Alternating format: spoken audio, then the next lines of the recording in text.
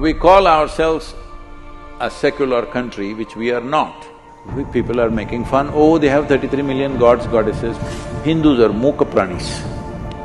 They usually don't speak. A large part of World War II was funded by gold from Indian temples. Time is running out for that. This is one thing they must do. This will ignite the whole world. Namaskaram, Sadhguru. Sadhguru, general elections are coming up this year. So, what is the one thing that you want the newly elected government to do? There are many things that the country needs in terms of economic boost needs to happen, which definitely will happen, I believe, in the next 5 years to 10 years' time. Educational transformation needs to happen, but you're giving me only one thing. Only one thing. I have many things, but if it's only one thing, one most important thing for this civilization to burst forth and become something significant in the next 25 years is, the Hindu temple should come to the hands of Hindus.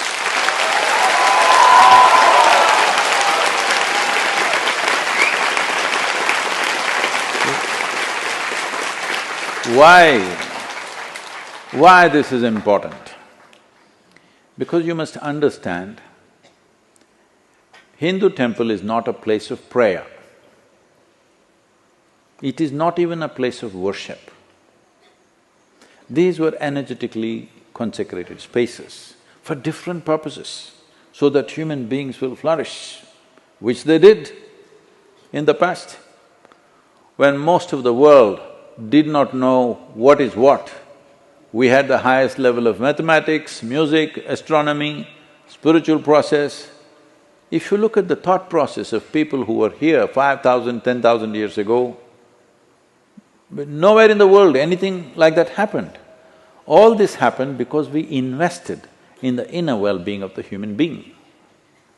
Temples are a physical, monumental representations of that. It is not a place of worship. It is not a place of prayer where somebody leads you to say, you give me this money, then I will send a message to God and He will respond to you and He'll talk to you and all that stuff. Here, you went there only to have darshan, not to pray, you must understand this. You did not go to the temple to pray, you went there only to have darshan. Because you can't keep quiet, you'll start thinking of all kinds of rubbish, they taught you something to say in a language that you usually don't understand. Because just to keep yourself focused, it's about darshan, imbibing the form into yourself. This is not to call God, to become God. This is not asking for somebody to come down and do something for you, it is for you to rise to that possibility. So, now we call ourselves a secular country, which we are not, because most of the Hindu temples are in the hands of the government, run by government clerks, systematically being ruined. There is no such thing as a temple without devotees. Only in the hands of a devotee, something becomes sacred. Hello? Yes. Can an employee who's looking what is his next increment can handle something which will bring that possibility to people? And temple was a fulcrum of art, music, culture, everything. All that is completely being decimated. So this is not a question of my culture versus your culture. This is a conscious culture which was created in a way that human consciousness will be the most important part of your life. Other things are secondary. This is why when people lived in shacks, they built temples that you can't imagine. Great feats of engineering, architecture, an immense effort. How 1,000 years ago, 2,000 years ago, 5,000 years ago, they could have built these temples when there were no machines, there were no transporting processes like machinery to transport or to lift stone, using millions of tons of stone. How did human hands do this? When you think about it really, next time you go to an ancient temple, you must look at it. Suppose you were here 1,000 years ago or 1,500 years ago or 2,000 years ago, how would you put this into place without machines? It's simply impossible even to think. But they did these things because they saw human evolution is the most important thing. To hasten human evolution is the most important thing. Today, whether you're driving a luxury car or living in a palace or not is not the important thing. Human evolution is the most important thing. How to hasten that process? Because human evolution has come to a place where it can consciously evolve. That means you can take 1,000,000 years or you can be there tomorrow morning. It's your choice. To exercise that choice is why we built these structures. But now, because everybody is thinking your community versus my community, it's becoming a competition process. This is not a competition with anybody. These are instruments for human well-being. Without this, we will end up living gross. In 1993, when we first came here to this place, for the first time in the wholeness program, when some 68 people were with me for 90 days of time, for the first time, to any other human being I spoke, though I've been pregnant with this for 18 years, for the first time I spoke, we need to build a Dhyanalinga temple. Immediately, the moment you're educated, you're like this, because that's the kind of education I also went through. Why a temple? Why can't we build a school? Why can't we build a hospital? I said, all those things will come later. First we need to build this because I'm pregnant, I can't be holding it forever. Hello? I have to do this. So, today, if there was a school here instead of a temple, or a hospital here, would you be here, I'm asking? No. Maybe if you got sick, you would be here, or if you had too many children, you would be standing in a queue for admission. Otherwise, you wouldn't be here. So this is important. The most important thing in human life is to hasten one's evolution to a greater possibility. This is the purpose with which we created these structures with enormous effort. And for every kind of human being, for every kind of purpose that human beings come up with, for all that.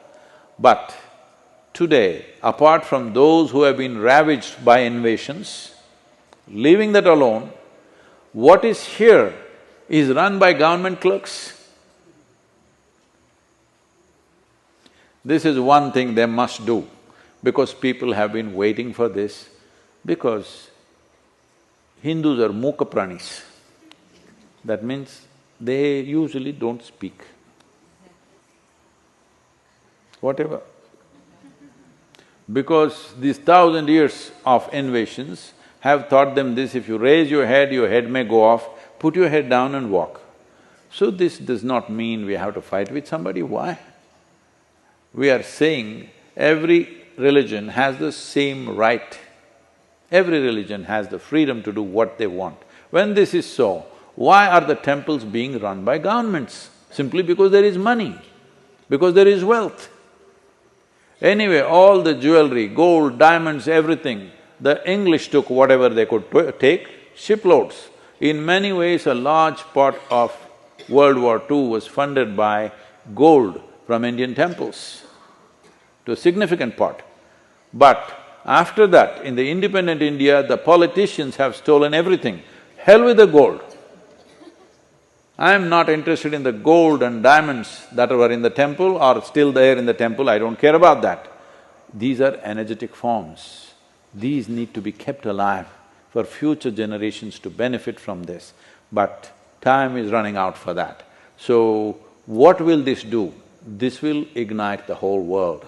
If we keep these places powerful, this is not just for Hindus, for every human being on the planet, it will bring benefit.